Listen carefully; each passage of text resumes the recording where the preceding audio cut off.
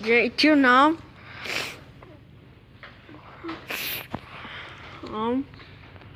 Which ID is already this?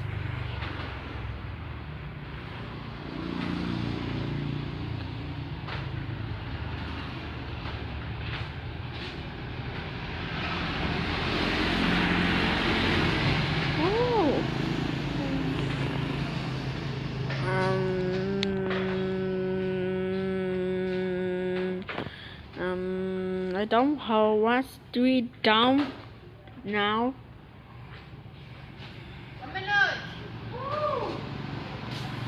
Don't know. Are you inside?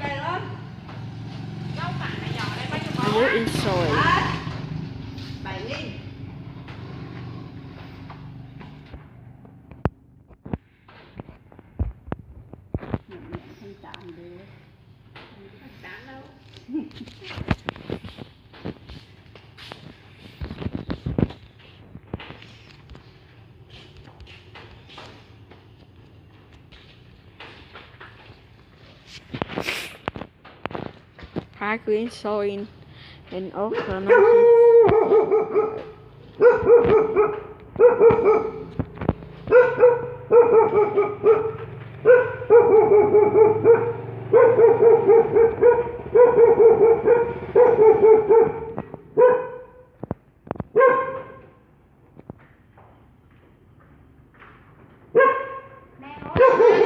đây. Okay, so I'm inside right now.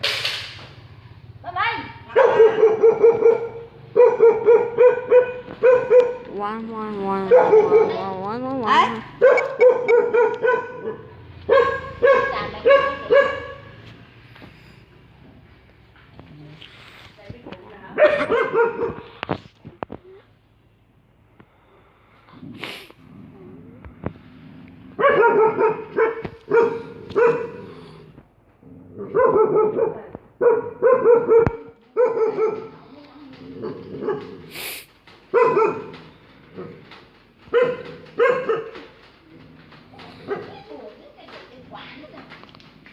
Anh kêu chửi cái đoạn anh Năm chứ. Anh có chiều vô nha. Nếu mà vô này thì sao? Mày đánh hả?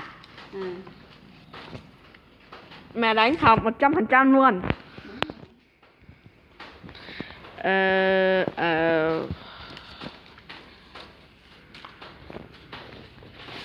Số chưa đi đâu. Không bị chiêu. Không chiêu. Không bị chiêu hả? Đúng rồi. Bị chiêu vào kìa. Không chiêu á.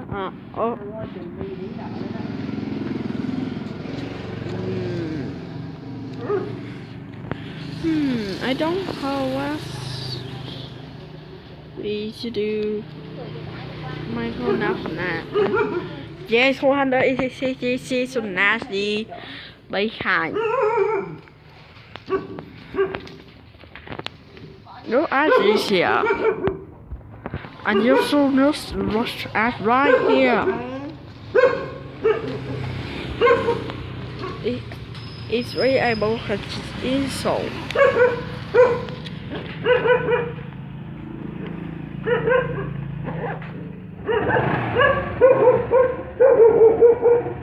Này. Đắp cho mình anh. Không chạm đâu. Đây.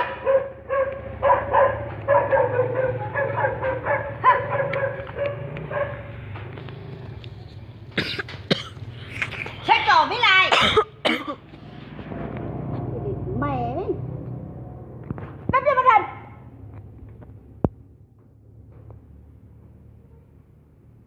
Thích đến nó mua không quay trở lại sủa rệt luôn.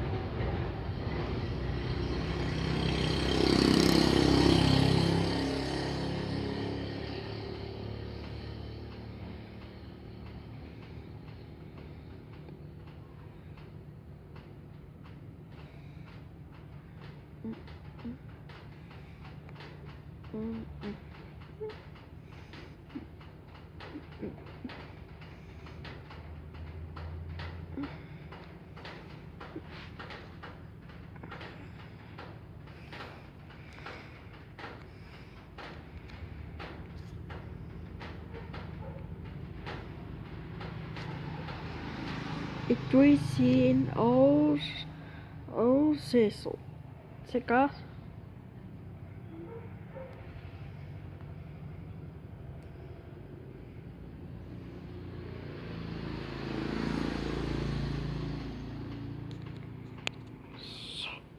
Cause she had you and you can see it's not restored.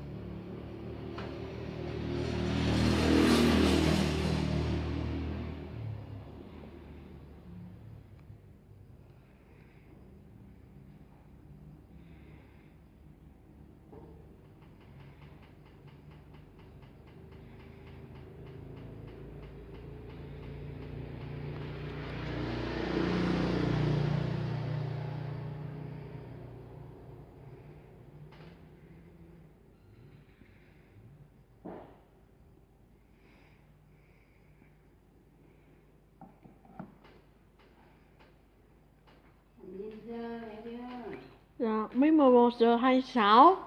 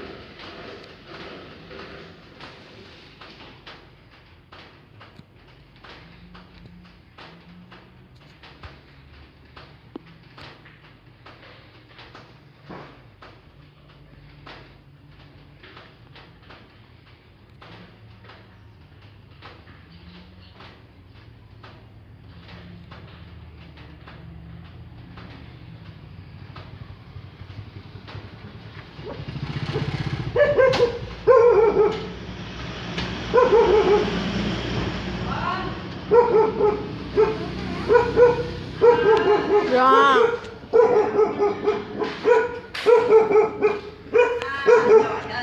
Hả? Mẹ, con. Trời ơi, con chưa nói được gì luôn rồi đó. Mà nó bảo luôn rồi. Hả?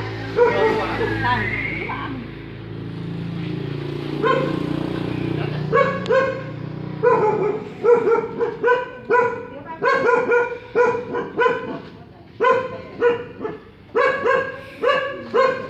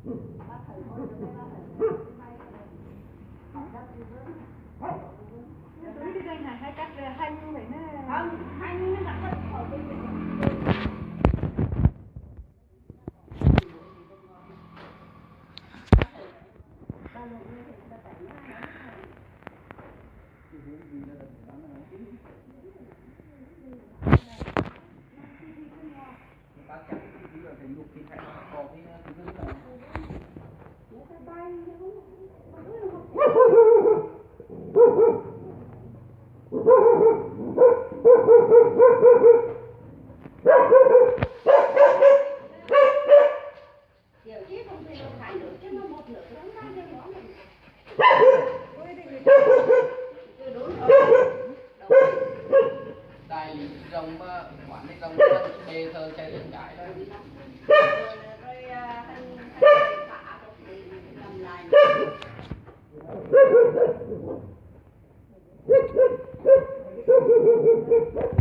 Oh my god, it's actually my home.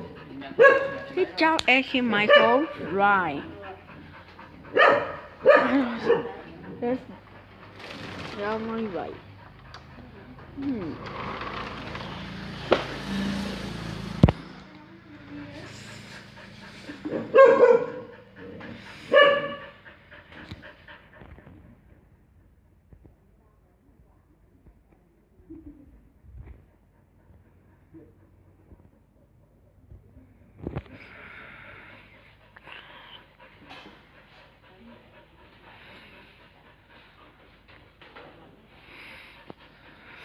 Lắc cám với giá thì có cái hãy không có bây giờ.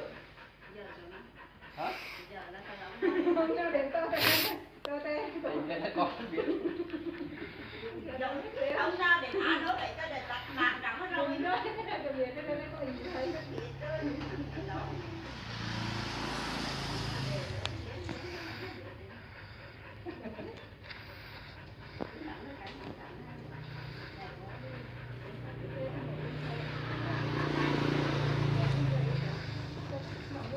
Nó làm nhà đẹp đây mà lại cũng rất là ít. Quán tôi làm cái mì nó mới đẹp nữa nè. Chắc cái này cũng tạo ra tầng người khởi công mà.